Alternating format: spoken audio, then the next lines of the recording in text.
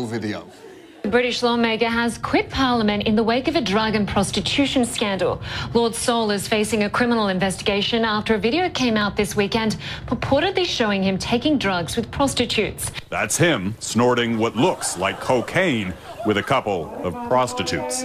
Lounging in the prostitute's bra, the 69-year-old married father brags about having more than a dozen marital affairs. Okay. There's obviously a lot to unpack there. The cocaine, the prostitutes, the orange bra, which somehow seems to be a perfect fit for a 69-year-old's married father. I'm not saying what he did was right. I'm saying he knows his own body. Good for him. Now, Lord Saul, seen here dressed as Jeffrey Dahmer, dressed as Santa Claus, was forced to resign as Deputy Speaker of the House of Lords after the Sun's video was released. And it wasn't just what he was doing in the video that was controversial, it's what he was saying. We could do with some nice little young Asian lady, I would have thought tonight, but never mind. Sort of look innocent, but you know they're whores. Okay. Ignoring the obvious racism and sexism for a moment, I'll say this for Lord Saul. We could have done with a nice Asian lady, but never mind, is an incredibly polite way of registering a complaint at a coke-fueled orgy. The guy has manners. But, as we learned elsewhere in the footage, Lord Saul is nothing if not spectacularly polite. So you want to get some coke? Well, I mean, yeah, enjoy it a little. No one enjoys cocaine a little.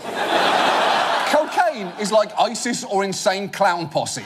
It's not for everyone, but the people who like it to a life-destroying extent.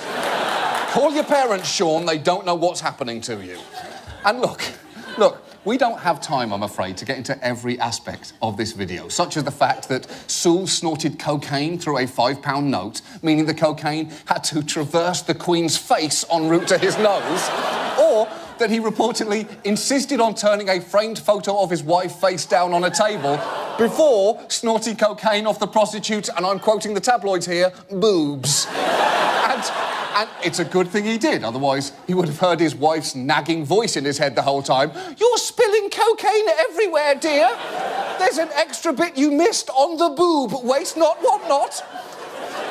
Now, until he resigned, there was actually one more glorious tidbit.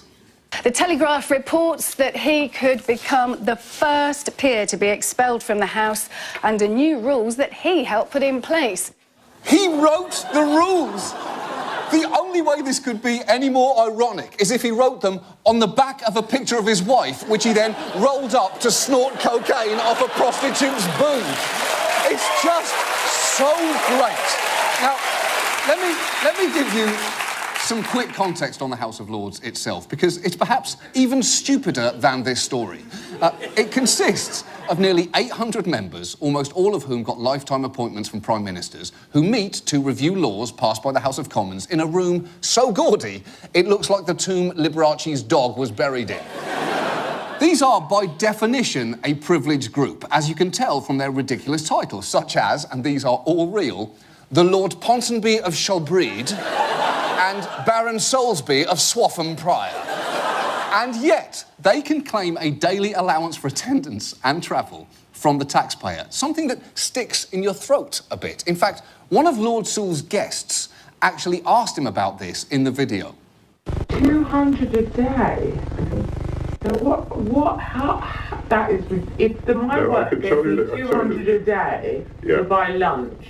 It's not lunch, lovey darling, it's paying for this. This guy is incredible. Oh, don't worry, lovey darling. I'm not wasting that money on lunch. I'm wasting it on cocaine and, as I said before, insufficiently Asian whores. And look, by the way, this is just the latest in a long line of scandals involving the House of Lords, and yet significant reform still doesn't seem to be on the cards, which is crazy. Britain spends a lot of money on the House of Lords and gets virtually nothing back, and frankly, maybe they should take a lesson from America here. Because when this country subsidises the lifestyle of a horny, casually racist arsehole, at least we all get 4 Lethal Weapon movies out of it. And now, this. And now...